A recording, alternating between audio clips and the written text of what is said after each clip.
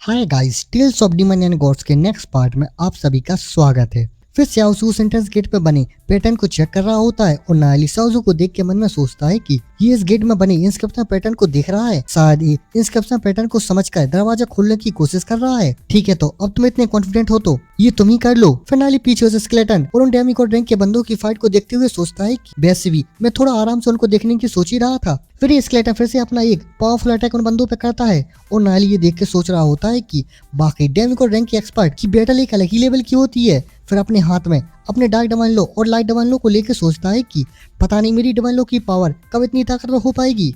मैंने 2 डिवाइन लो को समझ लिया है, लेकिन मैं अभी भी सिर्फ 3 स्टार प्लेटिनम रैंक पर हूँ। मैं जितनी डिवाइन लो की पावर इस्तेमाल कर सकता हूँ उसकी भी एक लिमिट है और अभी आसमान में इतनी सारी डिवाइन लो की पावर मौजूद है, तो ये मेरे लिए उन्हें महसूस करने और समझने का अच्छा मौका है। फिर स्याओसू नायली की तरफ देखता है तो नायली उससे कहता है कि क्या ये तुमसे अभी तक सॉल्व नहीं हुआ। तो स्याओसू गुस्से में नायली से कहता है कि ये कहना आसान है, इस दरवाजे पर बहुत ही ज्यादा कॉम्प्लिकेटेड इंस्क्रिप्शन पैटर्न्स बने हुए हैं। यहाँ 300 से भी ज्यादा पैटर्न्स हैं। अब मुझे एक एक करके सबको समझना पड़ेगा। क्या तुम्हें लगता है कि इतने सारे पैटर्न्स को थोड़े समय में समझा जा सकता है? तो नायली कहता है कि हाँ ठीक है लगे रहो। फिर स्याओसू आगे उनको झुक के देखता है तो नायली उसको देखता है और स्याओसू अपनी डिग्गी को इधर उधर हिला रहा होता है। हाँ बिल्कुल वैसे ही। तो नायली उसको देख के कहता है कि धत तेरी की क्या नौबत आ गई है मेरी, ये क्या क्या देखना पड़ रहा है मुझे। अब तो मुझे लॉन्डो की डिग्गी को भी देखना पड़ रहा है। तो वैसे ये एक स्पॉइलर है।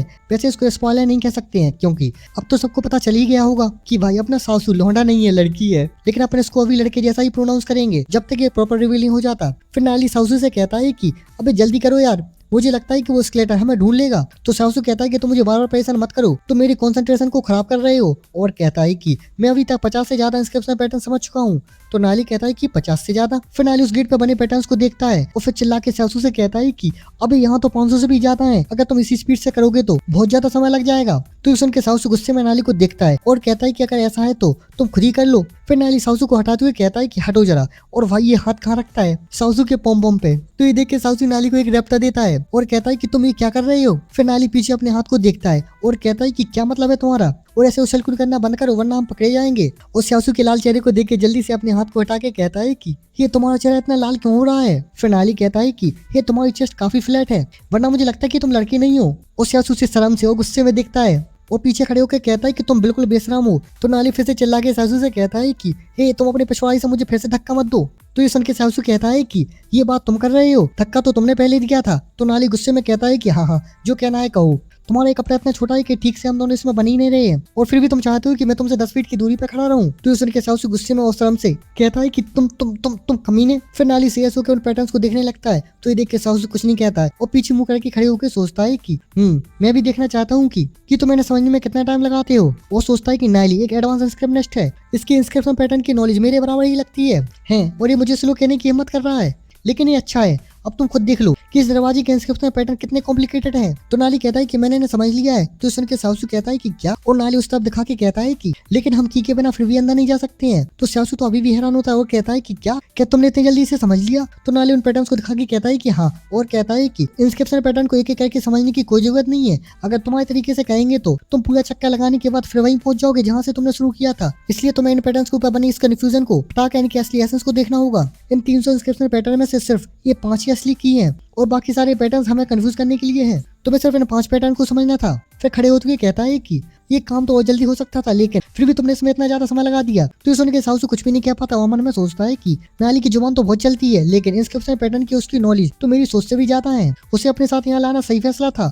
और फिर कहता है कि मास्टर नायली इतनी मेहनत करने के लिए शुक्रिया, तो अब जरा साइड हटो, मैं इस दरवाजे को खोलता हूँ। तो नायली कहता है कि नहीं, सब इंस्क्रिप्शन पैटर्न समझ लेने से काम नहीं चलेगा, हमें फिर भी की चाहिए। तो सासू कहता है कि ये चीज है जो तुम्हें नहीं पता, ये ऐसे की होल अंडरवर्ल्ड में इस्तेमाल होने वाली आम कीज के लिए बिल्कुल सही है और लगभग हर डेमिगॉड रैंक के एक्सपर्ट के पास ऐसी की होती है। और सासू उस की को लगा रहा होता है और ये सुन के नायली हैरान होकर कहता है कि ये आमतौर पर इस्तेमाल होने वाली की है और गुस्से में कहता है कि तुम तब से मुझे बेवकूफ बना रहे थे। फिर वो गेट खुलने लगता है और सासू नायली से कहता है कि चलो अब अंदर चलते हैं और जल्दी से उस गेट के अंदर चला जाता है और नायली भी उसके अंदर चला जाता है। और ये देख के डेमिगॉड रैंक के एक्सपर्ट कहते हैं कि हे वो दरवाजा कैसे खुल गया। और ये देख के स्केलेटन भी जल्दी से उस तरफ देखता है और जल्दी से उस तरफ भागने लगता है। तो ये देख के डेमिगॉड रैंक के बंदे कहते हैं कि देखो वो स्केलेटन वापस दरवाजे की रखवाली करने जा रहा है, ये अच्छा मौका है, तो सब लोग अंदर जाने के लिए रास्ता बनाते हुए उससे फाइट करो। तो ये बंदा कहता है कि ये सब हम किस लिए करें, डिविनिटी का टुकड़ा अंधा तो है नहीं। और उस स्केलेटन पर अटैक कहते हुए कहता है कि पहले हम इस स्केलेटन को ही मार गिराते हैं। तो ये बंदा कहता है डिविनिटी का टुकड़ा मिल जाने से भी ये गारंटी नहीं है कि तुम स्पेड गॉड बन ही जाओगे, तुम्हें डेथ लो को अवेकन करना पड़ेगा और ऐसा भी हो सकता है कि अगले ही दिन कोई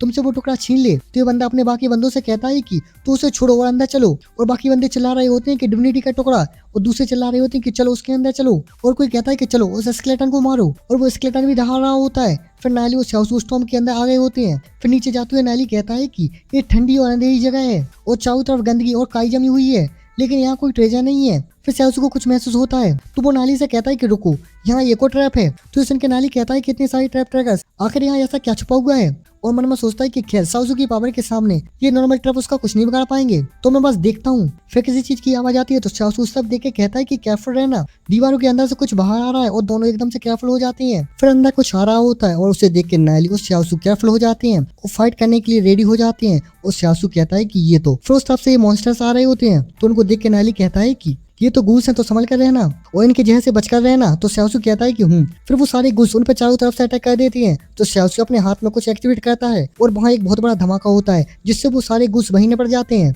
और ये देख के नाली भी हैरान हो जाता है और स्यासू कहता है कि चलो अब आगे बढ़ते हैं। और नाली उसके हाथ में उस चीज को देख के कहता है कि ठंडा क्लब गॉडली प्रोटेक्शन स्टोन। वो जाते हुए कहता है कि तुमने इसका यूज गुल्स को मारने के लिए किया। फिर वो लोग और नीचे आ जाते हैं और नाली कहता है कि आखिरकार हम सबसे नीचे लेवल पर पहुंच ही गए और उनकी वो शील्ड अभी भी एक्टिवेट होती है। फिर वो दोनों आगे कुछ देख के चौंक जाते हैं और शाओसू कहता है कि मुझे कुछ डेमिगॉड रैंक की एक्सपर्ट का ऑरा महसूस हो रहा है।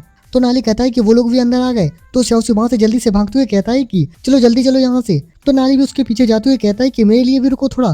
फिर शाओसू के चलने से काफी ट्रैप एक्टिवेट हो जाते हैं और नाली के चलने से भी काफी ट्रैप एक्टिवेट हो जाते हैं, लेकिन वो सारे ट्रैप उनकी सील से टकरा रहे होते हैं। फिर नाली कहता है कि तुमने अभी कहा था ना कि अंडर वर्ल्ड में कोई भी तुम्हारा मुकाबला नहीं कर सकता है, तो फिर तुम क्यों भाग रहे हो। तो शाओसू कहता है कि अब there is no demigod rank expert से ट्रेजर के लिए लड़ने की मुझे कोई जरूरत नहीं है। तो नाली फिर से उसका मजाक उड़ाते हुए कहता है कि हे खास ऐसा होता है कि सिर्फ मैं ही लंबी लंबी फेंक रहा होता। तो शाओसू कहता है कि जब तक ये प्रोटेक्शन शील्ड है तो हम जितना दूर भाग सकते हैं भागो। और कहता है कि और मैं ऐसे ही नहीं फेंक रहा था। और फिर दौड़ते हुए कहता है कि ये शील्ड अब ज्यादा देर तक नहीं टिक पाएगा और आगे एक रास्ते को देख के कहता है कि वहाँ रास्ता खुला हुआ है तो वहाँ जल्दी चलो। तो नाली भी उस रास्ते को ध्यान से देखता है और कहता है कि ये तो टाइम पोर्टल है। और शाओसू उस टाइम पोर्टल के अंदर जा रहा होता है तो नाली उसको रोकते हुए कहता है कि नहीं रुको। तो शाओसू पीछे देखता है लेकिन बहुत देर हो चुकी होती है, वो उस पोर्टल में चला गया होता है। और नाली भी उसके पीछे उस पोर्टल में जाते हुए कहता है कि अरे यार ये कितना परेशान करने वाला है। फिर उसके अंदर जाते हुए नाली शाओसू को पकड़े हुए कहता है कि शाओसू। और शाओसू धीरे से अपनी आंखें खोलता है और कहता है कि क्या हुआ। और नाली कहता है कि ये टाइम पोर्टल बहुत ज्यादा पावरफुल है, मैं इसे ज्यादा देर तक नहीं संभाल सकता। और नाली शाओसू को उसके कपड़े से पकड़े होता है और वो कपड़ा भी फट जाता है। फिर नाली जल्दी से उसको उसकी कॉलर से पकड़ लेता है और कहता है कि पकड़ लिया, तुम बाल बाल बच गए। और फिर जल्दी से शाओसू को पकड़ के अपने पास लाता है और शाओसू बेहोश होता है तो उसको जगाते हुए कहता है कि अबे साले उठो। और कहता है कि आखिर ये टाइम पोर्टल हमें कहाँ ले जा रहा है। और शाओसू हिल रहा होता है तो नाली गुस्से में कहता है कि हिलना बंद करो, क्या तुम मरना चाहते हो। फिर शाओसू शांत हो जाता है तो नाली कहता है कि आखिरकार ये रुक गया, अब मुझे इससे बाहर निकलने का कोई रास्ता ढूंढना होगा। वो इधर उधर देखता है और कहता है कि हमारे चारों तरफ डेथ डिवाइन लॉ है